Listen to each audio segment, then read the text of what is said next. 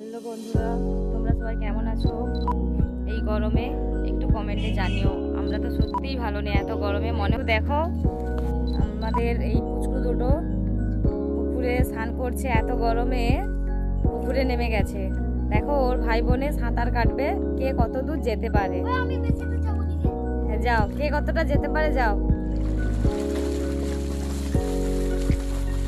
বাবু সোনা,